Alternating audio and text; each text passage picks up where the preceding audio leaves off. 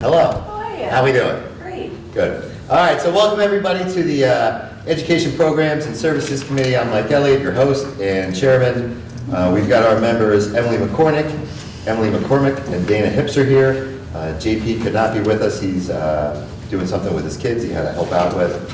We have Judy McGinnis, our ex officio, in the background below.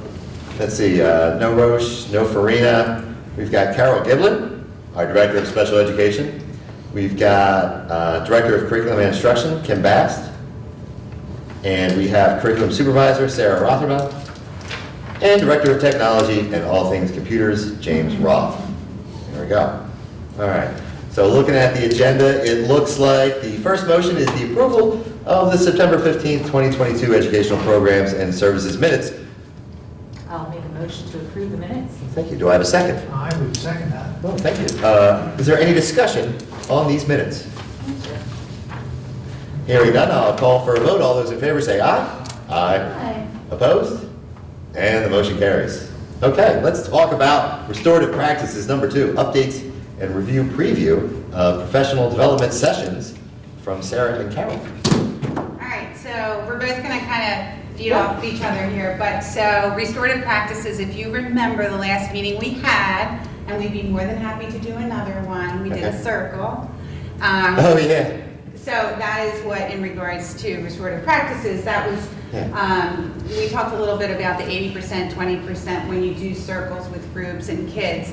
80% is expected to be really that positive, proactive, which is everybody gets a voice, everybody gets to communicate, and then the 20% is typically when you're really looking to restore a problem, an issue, a concern. So we started, if you take a look there at our schedule, so we talk a little bit about, who were the presenters, who were trained. So back in September, there were 8 of us that went through the training, 3-day, full-day trainings, and it was Sarah and myself, it was Brian Callen, and it was Todd Amsler for the 4 administrators. And then we had 4 teachers, staff, professional staff. So we have 1 guidance counselor at the elementary level, 1 special area teacher, and then we have 2 middle school teachers. So all of us were trained. The plan then is to move forward, and if you remember on the comprehensive plan over the next several years, the plan to provide the training. So we did our first session, which was on November the 8th. It was a full 6-hour training session. We divided and conquered. So 1 group session, because there was about, I'd say we were 70 to 80 staff members, and it was offered out to our K-12 paraprofessionals, and then it was also including our K-12 special area teachers from 6 to 12. 6 to 12 special ed 6 to teachers. 12, and then our school psychologists, as well as our guidance counselors K to 12, and then, like we said, the paraprofessionals. Administrators. Administrators that were not trained. Yeah, so that would be our high school and our middle school building administrators also participated in that. So we divided and conquered. For example, Todd and I were together with the 2 teachers, 1 teacher and guidance counselor from the elementary level. We presented to a number of the staff, which was Sarah had most of the special area teachers, 6 to 12, I think all of them actually. I think I had all of them, and I had a lot of paras too. She had a lot of paras, and then the other half, we had a lot of paras, Todd, me, Sarah, and it was Sue Kenna as well. We had all of the other paras. We had the guidance counselors, student assistance counselors, and we had the school psychologists at the secondary level. And then we had 2 building administrators. So we had one of the assistant principals at the high school, as well as Chris Siegfried. And then you had... We had Dr. Carpenter, and we had the paras, the remaining of the paras, and the 6 to 12 special area teachers. And if you remember, restorative practices is really kind of a nice complement to the social and emotional learning curriculum we brought in second step, and with the work Carol's doing with P2G, but it really gives our teachers the language to have the conversations with our kids and to help build those relationships and create positive classroom environments. And like Carol said, that 80% proactive piece of a restorative practice is really just to maintain those relationships and build those relationships. So when problems arise, there's conflict, whatever, that relationship and that solid foundation is there. So we had a really successful training on the 8th. We're doing another half-day training tomorrow, which is very exciting. And then we have a couple more sessions throughout the rest of the school year to wrap up. It is a very robust program, but our staff was very excited about it. And the one piece of resounding feedback we got was, who's getting trained next? Because this is so wonderful. So and I actually had gotten an email from one of our, which I thought was great, one of our middle school student assistance counselor, and she had sent me an email and she said, I just wanted to send some positive feedback in regards to some kids that she works with. And literally she had shared with me, she did a circle activity the week before on resiliency, and she said it went over really, really well. We did 2 different variations of it. So she actually, and I think part of the thing that we talked about in our group was, between the 8th, like it's not a quick turnaround, and tomorrow, it really was, feel like comfortable and just nothing you're gonna do has to be perfect. You're not an expert at it. We're not experts at this. But if you feel comfortable, try it. And then, hopefully we'll be able to kind of get some feelers how it went and how you felt. So I know that she's gonna feel comfortable, hopefully, to talk about it tomorrow, but I took this as like, she was excited, she did it with the group. The kids were, it sounds like they were very engaged, and this would have been one of those, the 80% positive circles. So we thought that that was a really good, some feedback to receive, and that was really, now that's the longest initial training, but it pretty much goes over the whole school year, a lot of the PD days and times for the staff, so. So moving into next year, we're looking, who's next? What makes sense? We have a multi-year rollout plan as part of our comprehensive plan, and so we're in talks now about who's getting trained next, because we want to make sure everybody K-12 is trained. Including some of our other support staff members. It's really important that we all share a common language when we're working with kids. So we're very excited about the response so far. So in order to be, what do you get at the end of this? Are you like certified in restorative practice, or you completed?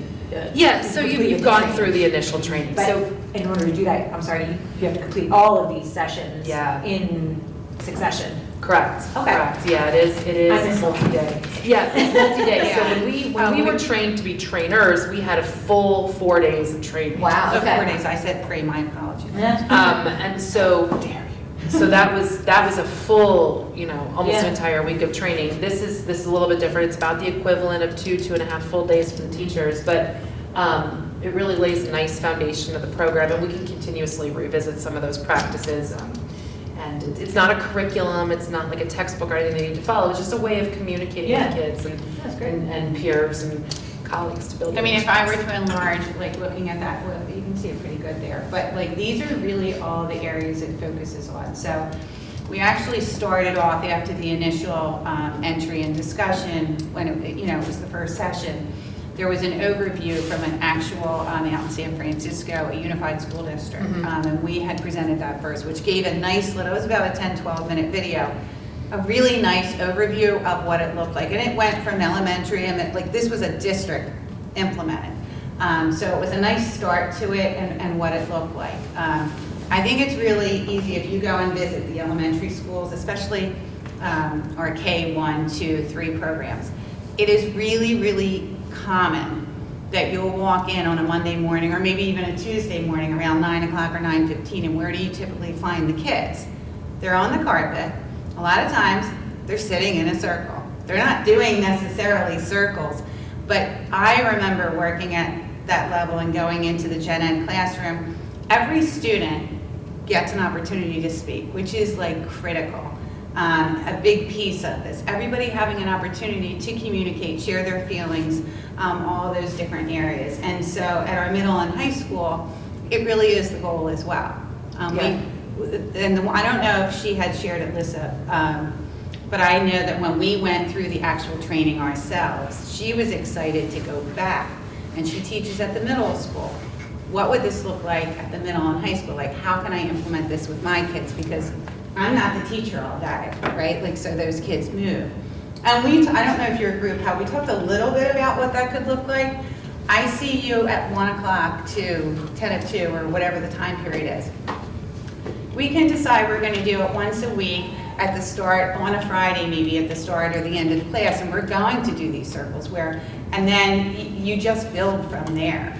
I don't know if there's not necessarily a right or a wrong, but I do think the frequency of it and, the program and implementing it, because that, I think, is in the end the goal for us 6 to 12, all teachers and staff, to be, to receive the training and to really start to implement.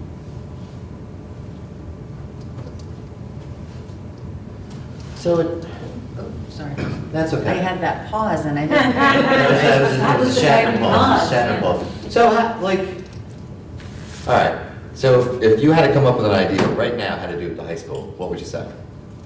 To do circles? Or to do some sort of, They're trained, and what does it look like there, maybe? Yeah. Okay, so number one, I would say exactly what I just, middle school, high school, see, at the high school, for example, what is it, 77-minute class or Yep, something? Yeah. similar? 77.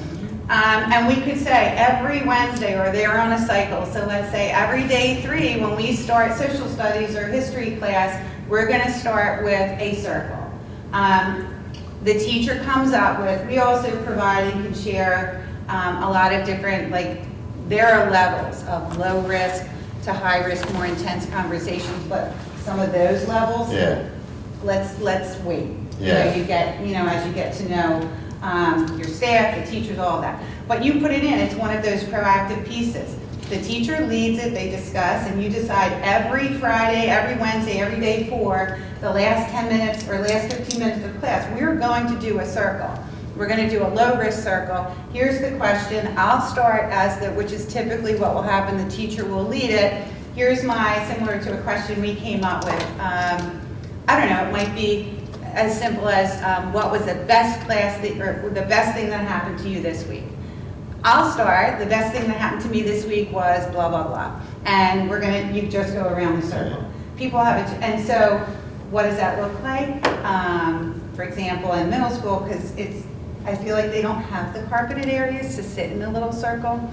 We talked a little bit about, and Chris was in that meeting, and it was sort of like, Chris, but maybe if the students were, sitting around the room on their, or in that area there, depending on what that looked like. So it actually is the form of a circle or the shape of it. Same at the high school. For our guidance counselors, for any of those individuals, like this teacher shared what she did. She does groups. So she brought this out and she tried it within the group. It's similar to me at the high school as the middle school because you don't see the same kids all day long. right. But can you do it? And do you want to add to anything? Yeah, No, it's basically about teacher language Yeah. too. We know that we're teaching students how to speak with one another through second step. This is really about how to have a conversation with students that promotes safe conversation. I can give an example that our new assistant principal at the high school, and she had been told about an incident in a classroom with the student and the teacher. She did a circle with the student and the teacher. And the teacher, most unlikely person that you would ever think would get into this, walked out of there and said that was the best thing that ever happened to me. And so they were able to kind of deal with whatever the issue was very openly and honestly and have that conversation because someone's facilitating the language, check in and see what happened and kind of just work through it. And it was highly successful. Yeah, and I think it's about language. So one of the analogies they give in the training is restorative practices is not another thing on your plate. It is the plate with which you hold everything else. So it's the way in which you're communicating with your kids. So for example, one of the things they say is instead of saying to a kid, like let's say your child misbehaves, right? Instead of saying to your kid, what did you do? You say, what happened? Yeah. Those are two very different questions that get you to the same answer. So a lot of it is like through modeling. A lot of it is through Absolutely, modeling. yep, Yeah, yep, so yep. what did you do or what happened? You're gonna get more from the child or anybody out of what happened than what did you do. Oh, yeah. Sarah, add to that, what would that look like? So let's say we're at the high school, we're at the middle school, and they're running over a discipline concern or an issue. The assistant principal's meeting with you. Yep. And they come in, so they may be very nervous or upset, but some kids may come in Defensive. escalated, Yep. agitated, which is not our goal. Yeah. What do you say, right off the bat? Her saying the first statement, her saying the second statement, which one would tend, do you think, to Right. literally, the shoulders may just, Yeah. That what happened. yeah. Yeah. So it's just a way of communicating with kids. So they advocate in the program to, with staff. Just a quick whip around the room. We're sitting in a faculty room. Maybe Dr. Carpenter says, "What did you do this weekend?" And we're just going around really quick. What did you? It starts to build that community, and it builds that feeling of closeness with your colleagues. And now you're connecting on something.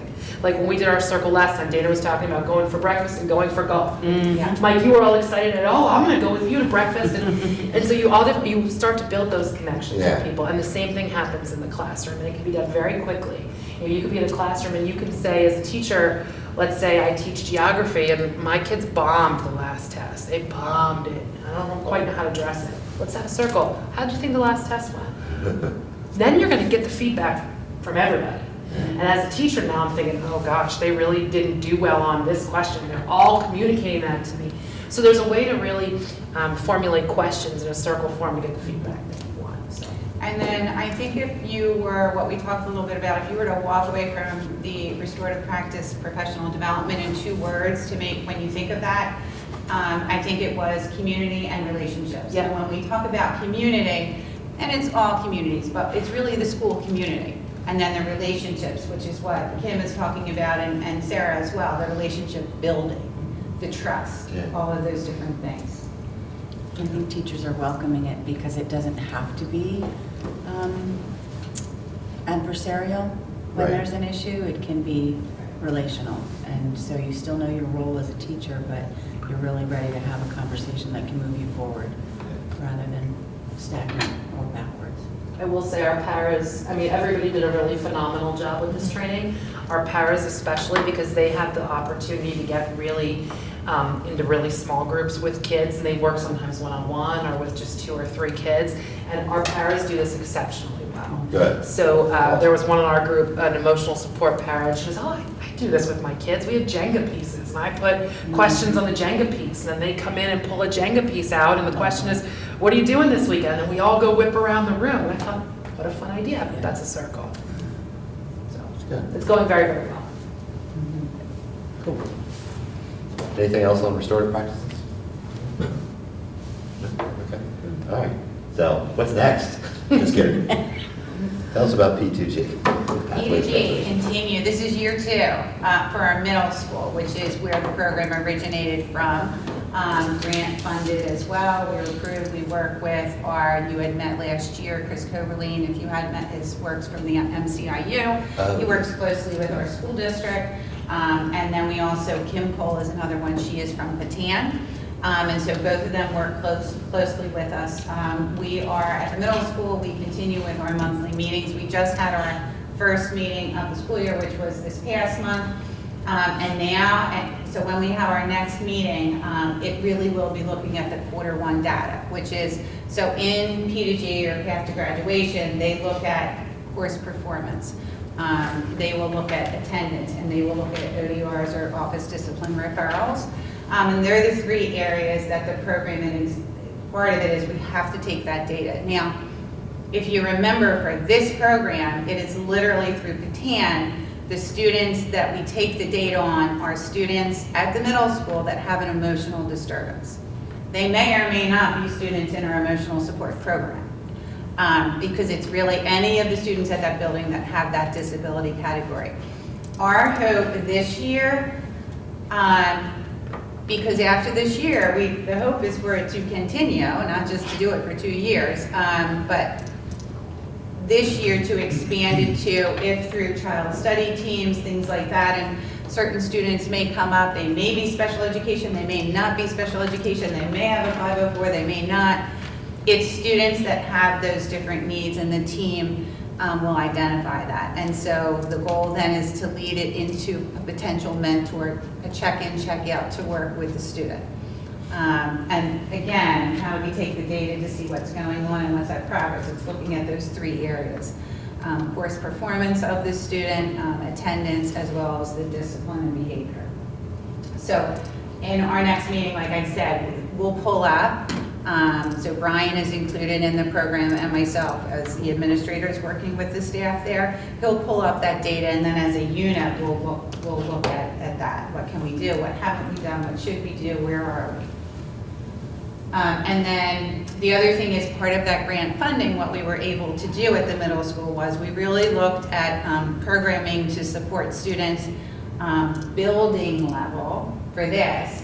And it was a social skills program that we have received. We've gotten professional development on it, and it is actually what we call a site license. So the entire middle school, if you have any students that are getting social skills instruction or need that, this is a program. It's really individualized, the program that we, as a unit, we sat down and we had people come and sort of present to us because we knew through the grant the funding would be there. So we had staff from the middle school as well, and we kind of made a recommendation based on some of the information presentations we received, and so it's called Base Education is the program that we're using. And still looking to get more feedback, but I have spoken with a couple of different individuals, and they're very happy with it, excited. They're just getting started with it now because the professional development was just offered over those in-service days for those staff. So that's at the middle school.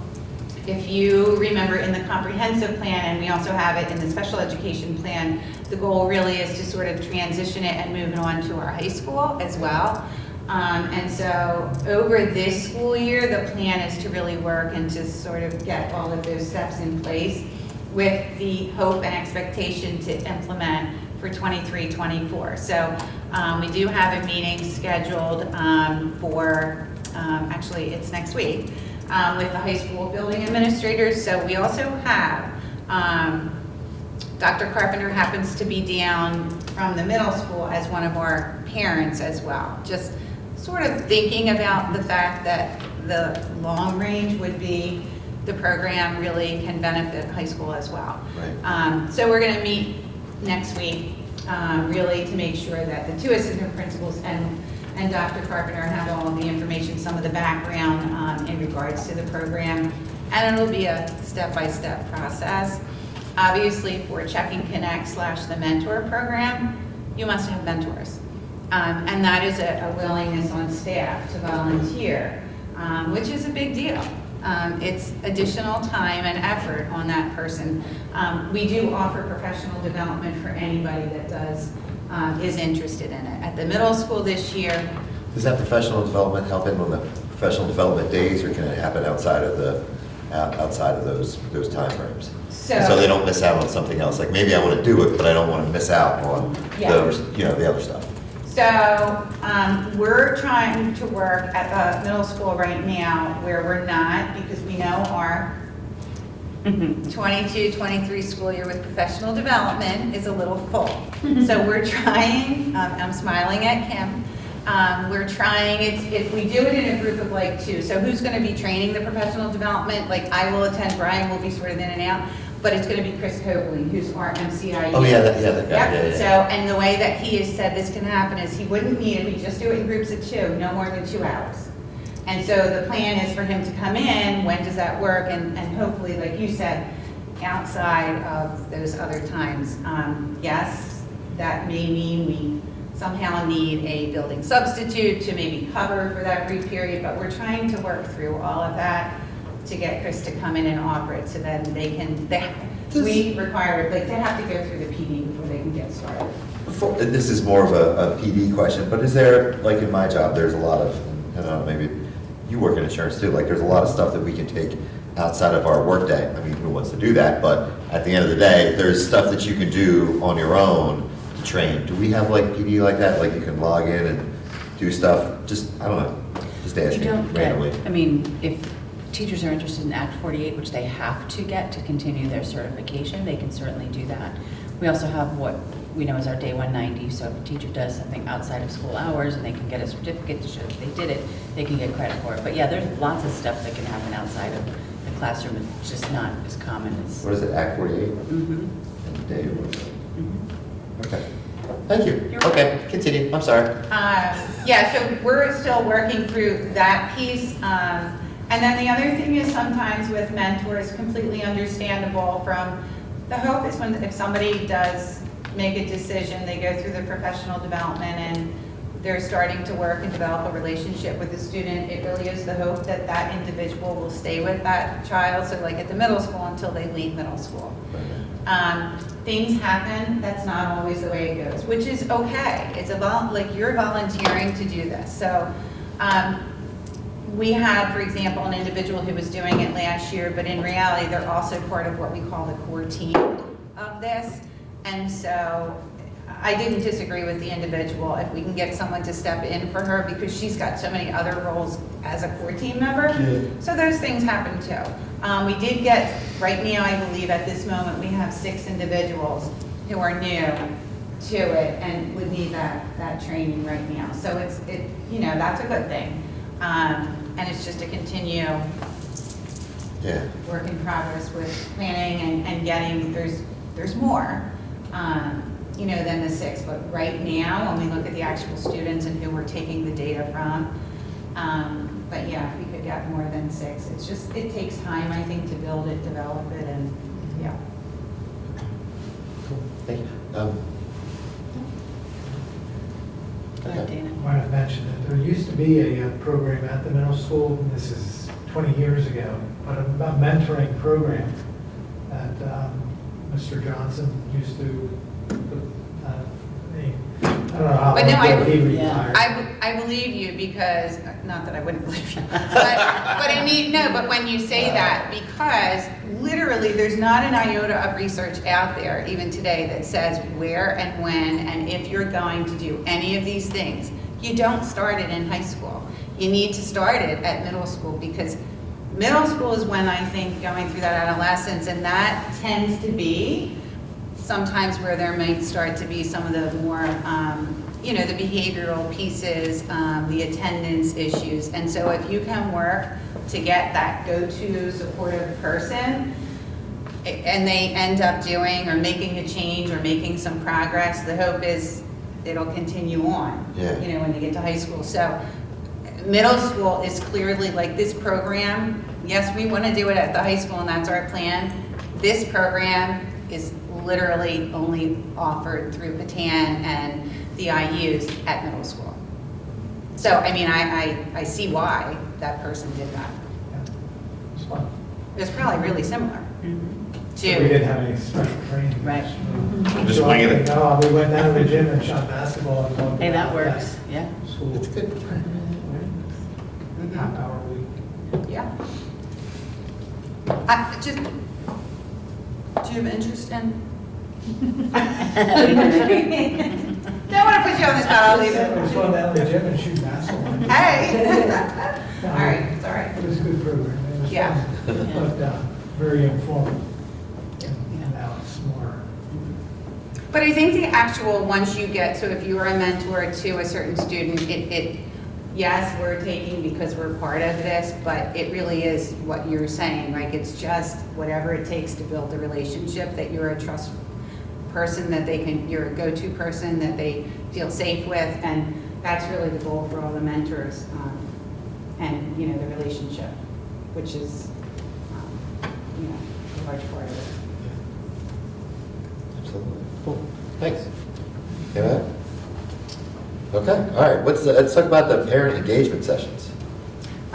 So we had on November 3rd, we did the Hidden High and Hammered. How was the attendance? I wanted to come. It was not good. Yeah, No. so no, we just have to, and Alexis is like amazing with like her communication and all of that.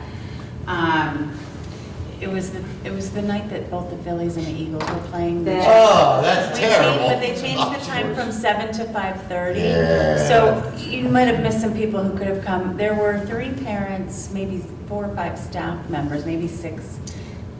Well, 4 teachers and 4 administrators. And I know Keith and his wife Keith and came his through a wife little bit did later. And then another individual at the Okay. time that we actually had seen that day. Oh, okay. Over at, that was the same day, right, when we were at the middle school, I think, with those individuals. The ministerial. Okay. Yeah, so, I mean, I think that's a work in progress too, and it's just trying to go back and forth what works best, whether it's, going to the Zoom, going back to the Zoom, because maybe you'll have more parent participation or It's just. a tough And this night. was That's- one though. This We was- wouldn't want to Zoom. It was really excellent. The information was phenomenal. Was it? You She can't was record it because you can't. You Yeah. pay Yeah. for it. So, Right. I mean, it was, Right, it was right. excellent. So we know we can do it maybe during an in-service or something for our high school teachers if that's a possibility too. But it's really targeted for parents. It really is extremely informative. We were shocked at some of the things that we saw, how they hide, obviously hidden, Right. and how some of the drinks that are made now, the packaging looks identical. Oh, yeah. So the alcoholic packaging looks just like an Arizona iced tea or Snapple or something else. Really, because she said, take a look at these and figure out which one has alcohol. And we which didn't, doesn't. like, we weren't couldn't right tell. with, Yeah. we Oh, couldn't. really? Yeah. no, it was unbelievable. Mhm. It was shocking, some of the little stuffed animals, and here's like the little packets, and then there was even a school bag that had like this Hidden pockets. pocket case that you wouldn't necessarily see. I mean, Scrunchies, there was a place to Oh my to gosh. zipper in some drugs in a scrunchie. yeah, Andrea had a Yeah. tough getting by on that one. It was Yeah. literally in her hair, and there was like this little pouch, Yeah. like a little zipper. Yeah. It was, So yeah. we don't think kids are maybe creative or smart. They are very creative and very smart. So it was nice to be able to see what the, police officers and school resource officers are seeing in terms of trends and packaging. It was scary. Yeah, and she was a school resource officer for She was Wissahickon great. Area She School was District. Yeah, she was awesome. So that was then, and then the QBS de-escalation will be in January. Amy and I will probably lead that one. So Amy and I and a high school teacher, the autistic support teacher, went to a 3-day training on QBS, which is the de-escalation program that we offer to our staff. And so we went for the training, so part of it will be strictly focused on the de-escalation piece to communicate and share with parents. And then obviously in March we will work with Chris Coberline, and he will be the presenter too. And then again, that one will be a determination in person or through Zoom. And even the January one, just looking at some of these things, I do think both of them should be in person, but I think we have to look at if we can get more people and it's through the Zoom, then maybe we, so it's still looking at that. Work in progress. Okay. PBS, yeah. Qualitative QBS behavior solutions, quality behavior solutions. See, I'm even, because we just call it QBS. It's one of those acronyms. Yeah. But it is a full training that some of our teachers and staff will go through. That's the one we also talked in the comprehensive plan, in the special education plan, the de-escalation piece. And if you remember, this school year, we did all of our K-3 staff. So it was 67 teachers or staff, I believe, between Marlboro and Hereford, and we presented to them that for this year, the whole de-escalation, that piece. Next year, the plan is for the 4-5, and then the following year would be middle school and then high school. Our paraprofessionals, we're pretty much looking to do almost every year, because there is, sometimes we have different CF, it's just a positive training. Yeah. Okay. All right. So that, all right, what do we got next? We got professional development, right? Yeah, it's not a pretty slide, but there's lots of information on there. Sarah and I and Carol looks at me when she talks about professional development. I'm the keeper of the calendar. And there are lots of forces fighting for time, and there's not a lot of time built in. So we've been very proactive in planning ahead, and then sometimes you get thrown a curveball. Like the state says you need to do new Act 55 training on safety and security, reunification and things like that. So back in September, we had 3 August days too, but we talked about those at a previous meeting. We're trying to make sure that the PD that we're offering is very subject specific, it's very grade level specific, it's differentiated for the needs of our teachers. So back in September we did that. K-3 did some math professional development. We've not had a lot of that lately, so that went over very well. Teaching, learning, and succeeding, you heard the middle school talk about that a lot. You heard the principals reference that with some of their data reporting, that's really made a difference in instructional practice in the classroom. The 10th of October was our data day. It was extremely exciting. We get 6 hours to dig into data and talk about actionable steps to take for grade levels, for individual classrooms, and then for individual students. So there's a lot of planning and preparation that goes into that. We engage our coaches in the building, reading specialists and math specialists, obviously with the principal and other teacher leaders to really jump in and analyze that well. And 6 hours seems like a really long time, but you just really get started with your action planning by the end of the day. That was a really well done job by everybody involved there. October 21st, Dr. Roach granted some self-directed time to teachers. That's a request we get an awful lot. So there's a 2.5 hour period of time where they could choose to do. We gave them some ideas. I know some people, some of our reading specialists offered little mini workshops if teachers wanted to, but just to attend to some of the things that they need to do as teachers. And then you heard about November 8th with restorative practice. We also had responsive classroom come out.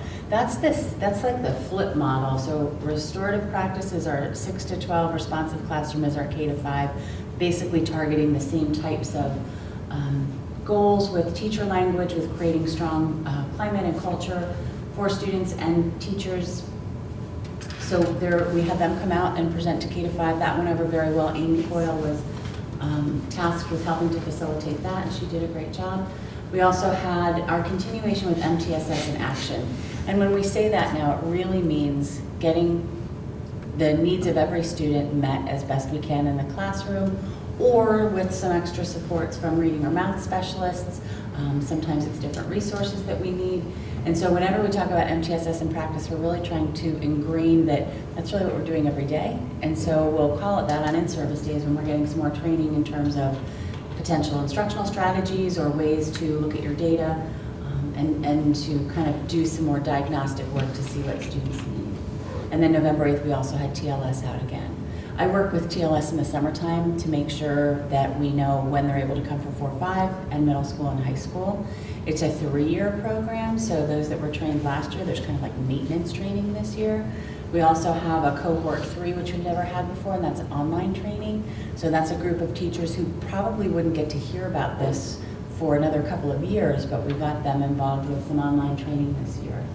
Tomorrow afternoon, you heard restorative practice will be happening. We have a lot of grade level specific and subject specific PD happening, K to 12. Takes a lot of planning. Our department chairs facilitate a lot, our curriculum leaders at the middle school, reading and math specialists, and coaches at the K to 5 level. So we couldn't do this without them. It's a lot of work and planning, and we do appreciate their efforts. Then we have kind of the tail end of our PD. There's so much packed in before Thanksgiving, which is good because you need to have all of that, before the year is done. Then the second half of the year, we have a half day on January 27th. The high school will have their day-to-day then. You can see what's on tap for K to 3 and middle school. Then on February 17th, that's our other day-to-day. We do it in October and February. So the high school goes in January because it's more timely with their final exams and their Lincoln benchmarks. We don't have to wait till February for them because their testing is done. So we'll do the same thing in February that we did in October. We'll look at the very latest data that we have and try to do some additional action planning. March 17th will look a lot like tomorrow afternoon, very grade level and subject area specific. We'll continue with restorative practice, and then May 16th is going to be a great day. May 16th, we have our Special Olympics in the morning, which we had last year for the first time, right? It was the first time where everybody got to go. So that is a huge hit. It's such a great place to be and celebrate with our student athletes, with our students who come and our teachers. And then, as I indicated, Act 55 has some new requirements, and it requires 1 hour of face-to-face training, and then 2 additional hours that could be face-to-face or online. And so Dr. Farina has really taken the reins with this, her and Doug Kenwood, to provide that training in the afternoon, which is 3 hours. And it'll be exciting. We have some folks coming in to talk about secondary trauma and suicide and half of the things that we need to think about with Act 55. And then we're going to have a lot of vendors come in and share, Penn Foundation and some of the other ones share their resources. So our teachers can come around. We're actually toying with the idea of then bringing parents in as well, to kind of tour that, pick up some information from them so they know what's available in the school and in the community. And then we'll start to talk a little bit about Upper Perks plans for reunification. You know, that's a new thing that the state has said you have to have a plan. So in the event there's a bomb scare at a particular school, and we have to get everybody out. Research says don't take them to another school, take them to another location. So Doug and Andrea are now vetting some of those locations. Could actually be in the case of active shooter or something like that as well, but it doesn't have to be. So I wanted to make sure I shared both of those things. So that's what reunification means? Yeah, reunification. If you have to leave here, we're going to go here, and then we can release kids to parents there. It's What's an example of where that would be in this? So they actually, I don't know if I'm allowed to say, but they did look at two. Oh, yeah, possible- you probably can't say. Yeah. So they did, no, we can't. Right? I don't know, Right? I mean, that kind of- no, we can't. Oh, okay. just I was don't like, know. oh, that's kind of good. I don't know if I'm allowed to say. Shows- Like the Grand Movie Theater would be a perfect Yeah. example Yes, for the we- Bills, or yeah, for the we- 4-5 Center. Yeah. But they You're all waiting for said your about parents, you're getting some popcorn, watching. So a it's good got movie. It's not the Grand, yeah, we didn't tour the. Yeah, Parking there's not good. But there are two, yeah. You watch our reunification, it's an art museum. You know. Okay. David, how big's your house? Yeah. We're going to- There are two potential locations, both look really good. Yeah. Plus all the stuff. I'm not trying to be secretive, but there are two locations I looked at that would both work. Oh, I thought you couldn't tell us. No, I don't know. I'm like, oh, that makes sense, like, you know. If I tell you, I have It's to. like we can't see the floor plans, you know, like. No. I just don't know how far they are in the planning. I'm so just I don't- thinking of places that are going to have to. You know, it's a great question. Costco's. Everybody's going to the YMCA. All right. So we just wanted you to see what's happening and how much time we put in ahead of time. There is arm wrestling that happens over who gets what day, and, you know, that's why Carol laughed and said, you know, we can't do P to G, it's 3 people, they're gonna miss something else. And people are like, Kim, we need to talk about the calendar, and I'm like, no, we don't. Because it's a lot of coordination, and a lot of people have hands, and I just hold the keys. Look at Carol's face. She holds the key very tight to her wrist. Gotta make sure everybody gets what they need. They both have dumbbells in their office. Yeah. Yeah, it's true. 1,000, 1,001. So, I mean, we'll start looking at this, because for restorative practice to work, we have to make sure we plan the days around that. We retrofitted it this year, so we have a couple people missing a couple things, so. But it's really been good for us all to get involved. Our teachers now are helping us plan a little bit more, which makes it much more relevant to what they're doing, and they like that better. Cool. I don't blame them. Okay, so this is a lot of my work this year. Pennsylvania will be adopting the NGSS standards. I'm going to click on a couple of things here just so you can see what some of the documentation looks like through PDE. So when you see this, this is what Pennsylvania Department of Education just adopted. You'll see that it doesn't say NGSS anywhere on here because PA likes to rename things. We didn't go with Common Core, we went with PA Core. So this is what it will look like for the new NGSS implementation. What they've done on this document, which came out in September, is really talk about how they'll implement these changes.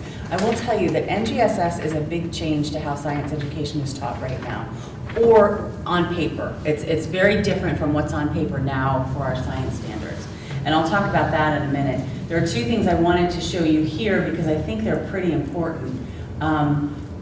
This document breaks down how the state wants to implement the curriculum, the assessments, the professional development, the cross-content connections, which is one of the things that's different about NGSS, and then how they're going to communicate that.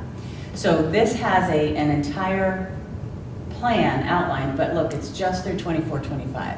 So it's like all of these things, boom, boom, boom, boom, let's go and get that done.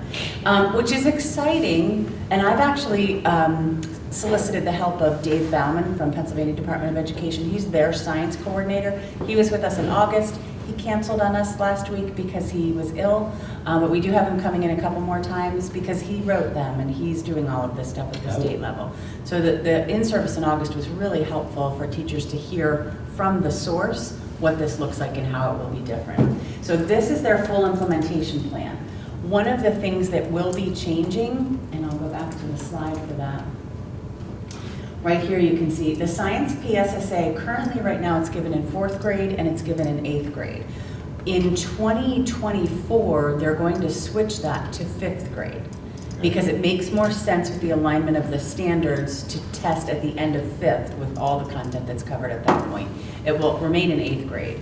So I believe it's 24, 25, they'll be implementing it in 5th grade rather than 4th grade. So those 4th graders are just gonna love it. They're gonna be like, oh, I have to take it again, I'm not real happy about it. It's a double. Yeah, and that happens. Sometimes kids are the guinea pigs for lots of different things. So I wanted you to see the implementation there. The other link that I have on here, and I'll make sure you guys get these slides, this takes you to the actual NGSS website. This is a very robust source for information. Our teachers, some of them who are writing the curriculum, I've only been able to work 6 through 12 this year. We'll work K to 5 in some upcoming years, hopefully next. It's just a lot. It's a lot to do. So what they're able to look for here is they can search for a keyword or they can search by a particular practice. I'll show you what some of those look like. These are kind of the things that are expected of NGSS. And is it a decent search? Oh, it really is. It Okay. really is. You know, some of those searches, Yeah, like you put the word and exactly. it's like. Yeah. No, it's really, really good. I wonder if I can take you there. Let me just take you there 1 second. Just see if it gives me anything, if I don't search anything. You can look right here. And when you see what's expected at some of the lower grade levels, it'll blow your mind. Some of the things that are expected. They're intensifying it. is what They you're telling me. are, but they're also rather insistent that it be hands-on, that kids will discover using their hands what's happening with science. And so many of our teachers do that already, but it's set up very differently than we've ever seen standards before. You've got your science and engineering practice, you've got your disciplinary core idea, that's kind of where a standard would have lived before, and then you have that cross-cutting concept, which means you don't just see this in science, you see this in lots of areas, cause and effect, ELA, off the top of my head. And so you can see that at the top it says, this is 2nd grade, I think. Yeah. Yeah, 2nd grade. Construct an argument with evidence that some changes caused by heating or cooling can be reversed and some cannot. For saying. It's a pretty big Construct an argument. They would love that. And kids love to argue. We just have to teach them that it has to be with fact, not emotion, right? We have to carry that all the way through high school. So this is very different. We have some teachers who already kind of were ahead of the curve and thinking about this and doing some NGSS practices. We have, the science teachers are awesome because whenever you tell them something, they're like, okay, let's just do it, let's just do it. So they're really involved in writing the curriculum right now. I'm helping to guide that process while I'm letting Dave Bauman talk to them about NGSS and what that looks like and feels like. And so I've included the link for what PDE is going to do with it. I've included the link so you can go and see the next generation science standards if you would like to do that. I've given you an example of one of them here and how it's broken down into that 3-dimensional teaching, right? So that's what they're looking at right here, those cross-cutting concepts, disciplinary core ideas, and then the science and engineering practice. So that's a lot in a little. And it's intense. Yeah, it is. We have some teachers who are like, I think they're much more comfortable now because it is very different, but we kind of said to them, what are you already doing? What are you doing in terms of content that will carry over? And so now what might that look like in the classroom that might be a little bit different? So they're up to the challenge. They're a great group of educators. I'm working 6 through 12. Not all of them are writing, but all of them are learning. And a couple of these in-service days, we've given them a chance to write with their peers, even if it's not their job, because we do need their input. We do need to see them to see what's happening before we would roll it out next year. Do you have questions on that? It's a lot. No, it sounds like it's cool. I mean, it sounds It's like, cool, yeah. like if you wanted to get your kids into science, you would buy them one of those like kits. We get them stuff for like Christmas or Yeah. their birthdays. You're like, play with the magnets or Yeah. play with electricity. So it just, Just not an outlet. yeah, it just, I mean, it seems, like, yeah, not an outlet. I had outlets. You only have to learn once. You only have to learn that lesson Yeah, once. exactly. Here's a note. So it's exciting work. It's going to be really cool. And our 4-5 teachers and our K to 3, remember they teach everything. 4-5 teaches math and science. Yeah. So, but K to 3 teaches everything. So this will be, yeah, it'll be a lot. Awesome. Okay, the other big thing, did you have any questions for me on NGSS? Okay. So as you may remember, we implemented full day K a couple of years ago. We spent an entire year and a half longer than that. I mean, there was work done before I even got here to think about the structures, to set up the classrooms, to write and now implement the curriculum. And one of our goals as we entered this work was to come up with a standards-based report card. Well, we're finally there. It took a little time, but we did have a great team working. I'll first tell you why we did this. Certainly for our youngest learners, when you see a report card for them that has like a percentage grade or an A or a B or a C or a D, that we know was kind of evolved from a percentage, I don't know that that is as clear as we could be with telling parents this is where your student is in relation to this standard.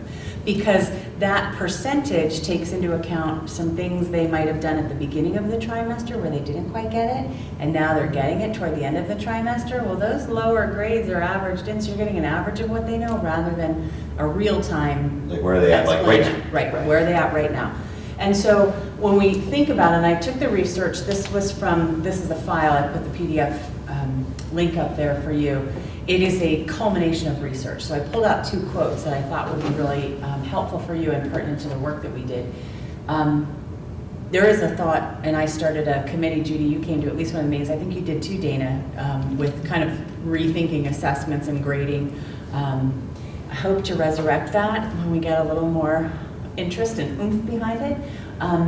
But when PA Core standards came, based on the Common Core in 2013, what automatically happened was that our learning targets and the standards became much more rigorous for kids. You can see that with NGSS, falls right in line with that.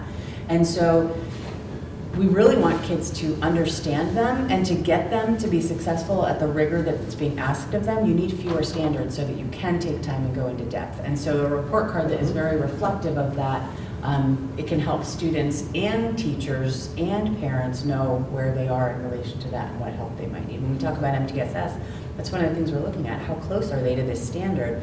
And what's impeding that progress? And what can we do to help that? You just said a thing about less standards, so. It's just that the focus has been to create fewer standards, but challenge students to think deeper and work towards more meaningful applications. Cool. That's what PA Core did, really. They kind of, like I said, these are the big ones. This is the heart of what we need kids to do. So you're talking about back from what they Yeah, did? 2013. Okay, yeah, Yep, all right. yeah. Bless you. Thank you.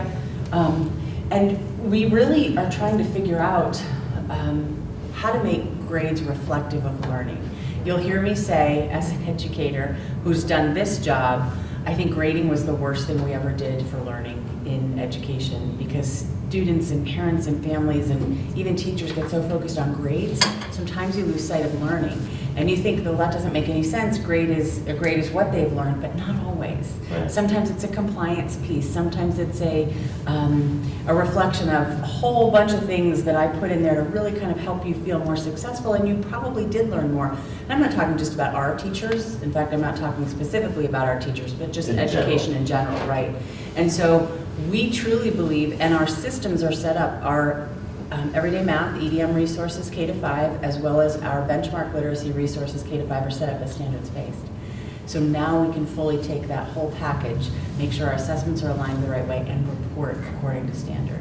And so we're really excited about that. I will tell you that we had a group of people who worked tirelessly, who would email Sarah and I and be like, look at this, we have a question, because they're so diligent and they were so good. Stephanie Deal, who's the math specialist at Hereford, Kathy Fair is the instructional coach at Hereford, Tessa Kiesel is a first grade teacher at Marlborough, Mary Kate Raytek is the instructional coach at Marlborough, and Danelle Rogers is a K teacher, she's still teaching K, at Marlborough.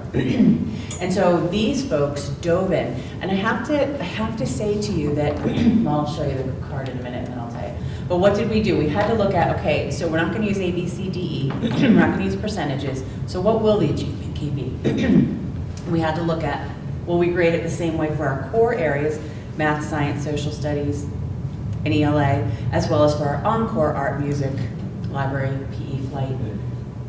And then which standards would we choose? And then we still want to keep that qualities of a learner, because that's important.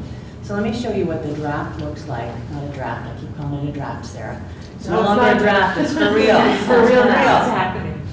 And let me just make that a little bit bigger. If I can.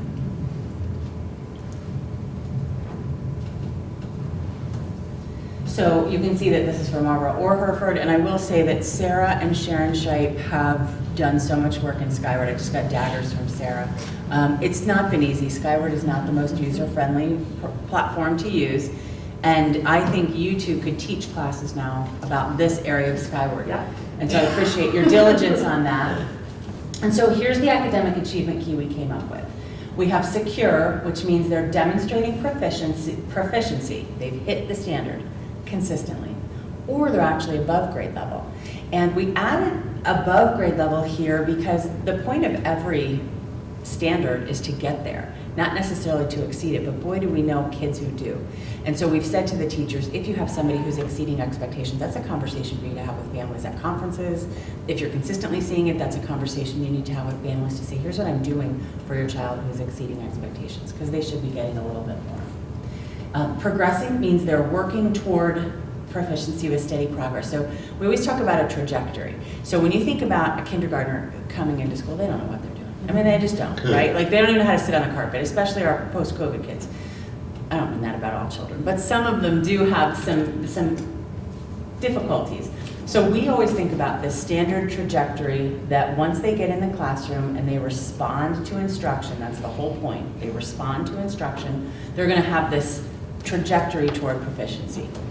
Sometimes though, we see kids who do it a little slower, which is fine. That would put them at the beginning. They're still kind of on a trajectory, but it's a little bit slower, so I'm gonna keep my eye on that child. Progressing is they're right where they should be. Secure as well, they're there. That might happen in second or third trimester. We did talk to our teachers an awful lot about be careful using S in your first trimester because they probably shouldn't be. Yeah, they really probably shouldn't be proficient yet. And so if you're putting that, you need to be pretty sure. And the whole idea with this, and it's beautiful, is where's the evidence of that? What evidence do you have that says they're secure or beginning or progressing?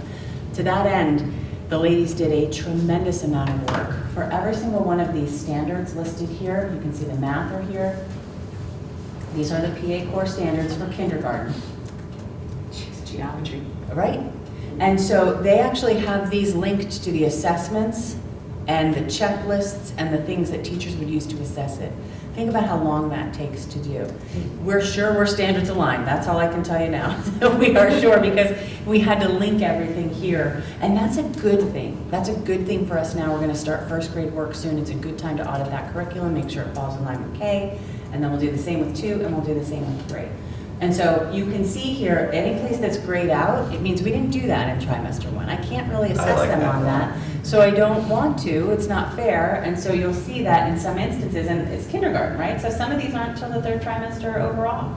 Literacy, you'll see, there's foundational skills, and then there's 2 categories of literacy skills. It's informational and literature, nonfiction and fiction, basically. And so you'll see that reported out there as well. And then we do have some writing down a little bit further. You'll notice that for some of these, the standard is with prompting and support. There are some things in kindergarten that they never expect the kid to do on their own, the child to do on their own. That would be that throughout the year, they can still get prompted and supported to do it. But there are some where they have to be able to do it on their own. And we made that delineation right here on the report card. And you can see writing there. One of the powerful things about a standards-based report card too is it really is a tremendous communication tool for parents. So previous, you might have seen writing. And what exactly does that mean to a parent who is not an educator, who might not be as, knowledgeable about the academic standards, but as a parent, I can say, oh my child needs to respond to questions and suggestions, so I should be giving them suggestions for their writing so that way they can move from that progressing to that secure. So it becomes a really powerful conversation piece and communication tool for parents to see exactly what's expected of their child at the kindergarten level. Because in every parent-teacher conference I was ever in my 10 years in the classroom, every single one ended with, so what can I do to help? And this empowers the teacher and the parent to look at what exactly they can do to provide that support. And see, for social studies and science, they're much more general because I don't want to put all the specific content ones for science on there. You saw what that might look like. Well, you're going to lose people too at a certain point. Well, and that's exactly right. So part of what we did, and I'll show you that next, how we communicated this with families. So I'll show you that in just a second because it is a lot. I mean, there's some people that are going to see geometry like, what? But I think it's important that's known, like every, No, I know. those four standard areas for math are numbers and operations, algebraic concepts, geometry, and measurement and data, K to 12. Those four strands run through it. And then you see your encore subjects here. If this would happen to be grayed out, it's because the student didn't have that in a given trimester. There's one standard here, and it really is like the power standard for kindergarten expectations for these special areas. And then the qualities of a learner. We changed the key because it just got confusing with standard language and Right. having four to choose from. So it's beginning, approaching, or meeting, and then the explanation is there. These qualities of a learner did not change much from what used to be there. I think Sarah, maybe we might have cleaned up a couple and Couple deleted language, a couple. we had two that were like redundant, but. We also know that these do tend to mirror what the expectation is for second step. So a lot of these skills are the things that are being taught in their SEL curriculum. Okay. And so there is a basis for assessing here. So, go ahead. Question for you. So how much, if you go back up or to the top, how much is subjective, the teachers?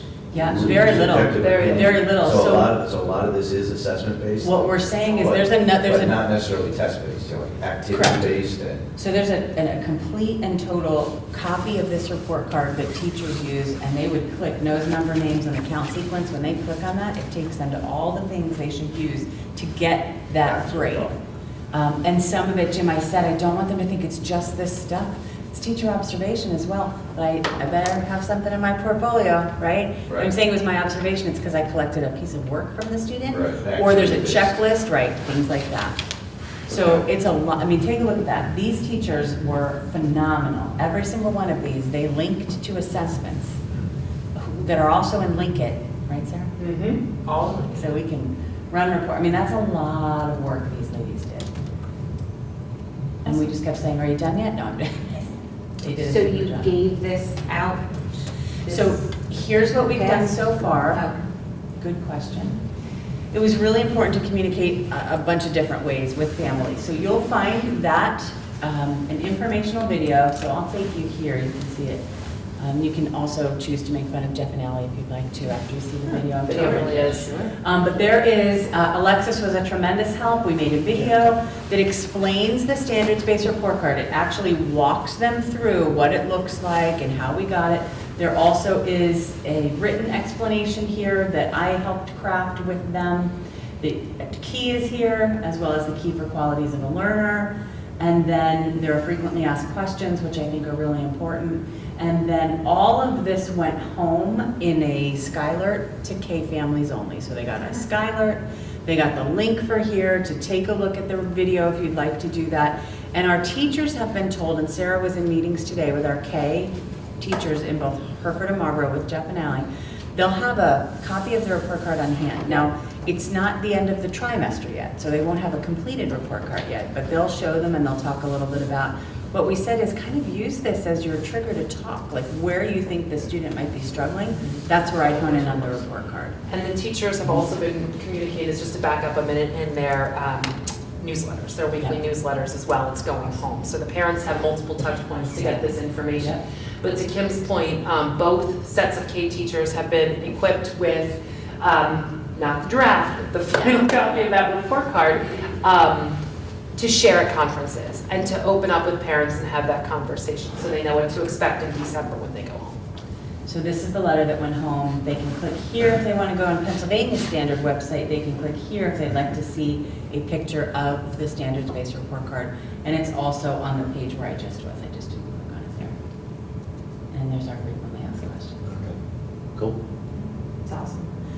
We're very excited. We're very, very excited to move forward with first grade. We finally got 4 volunteers, which leads me to one of the next things, but I'll take questions if you have them. Any questions on? No, I have a request after that. I have a question. Go ahead, yes. Will we be implementing this over the next several years through K to 3? Yes, Okay. yes.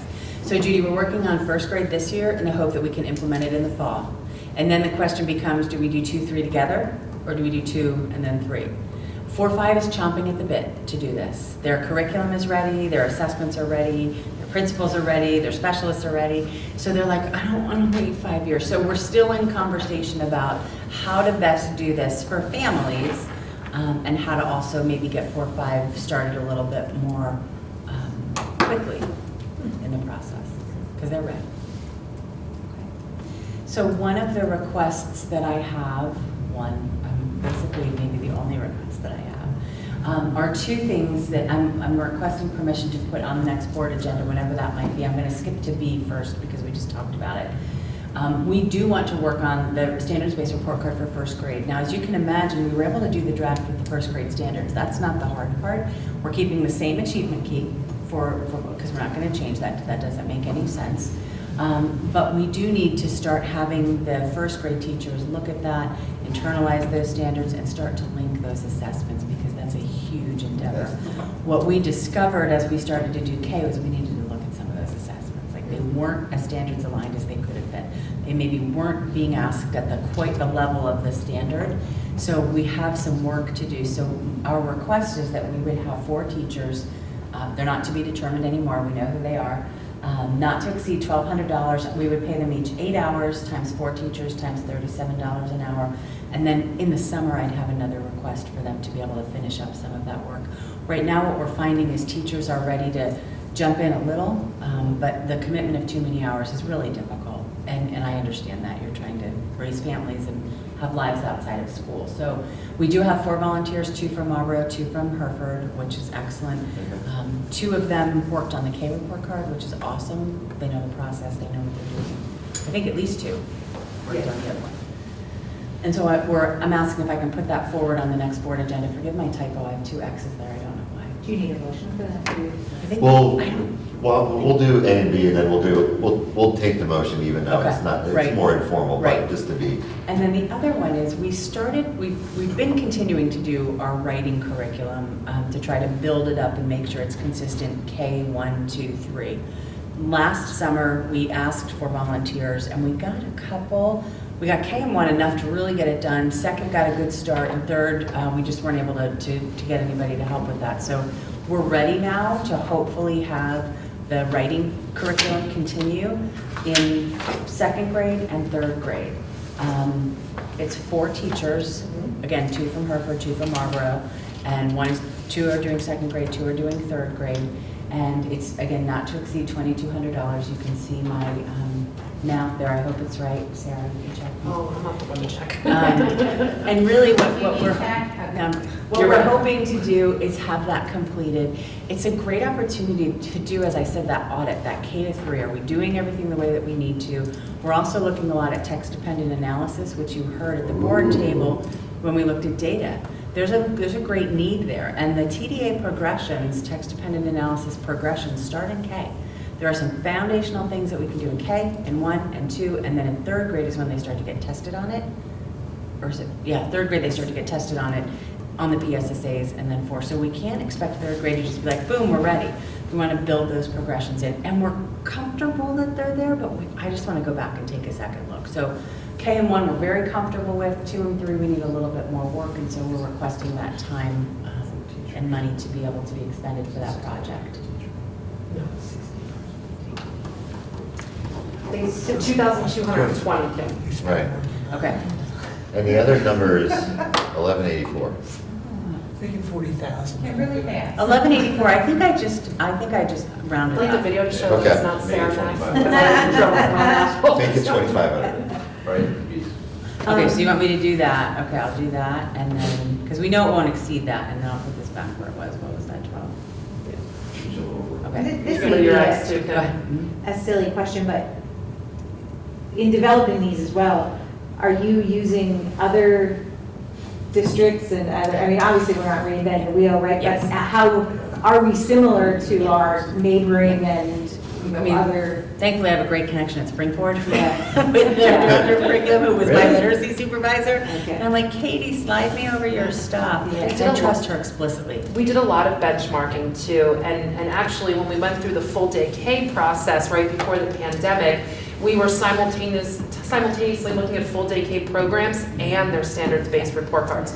So we have samples from our Hershey. local area, across the state. Right. Um, Yeah, that's what I wanted to make sure. Yeah. Are we in line where we need to be? Or We are. Some of the language from my letter I took right from Wissahickon, because I know they're my friends over there, and it was Yeah. so well written, I just kind of tweaked it, and Kim. Okay. Perfect. Yeah, I mean, there's no need to. Absolutely. No, Yeah, yeah, we don't and ever wanna some- do that. Some samples we found were a little bit too vague for us, others were even more detailed than what we had, but we really felt we came up with something that was user-friendly for our staff and informative for our parents. I'll tell you, it really worked too, Emily, because we brought in one that was huge, and the teachers were like, we can't do that. I'm like, okay, then let's. Yeah, we did a lot of benchmarking. So it was like someone else does have it really bad, so we Well, want to we'll make sure it's not that. Makes it feel better.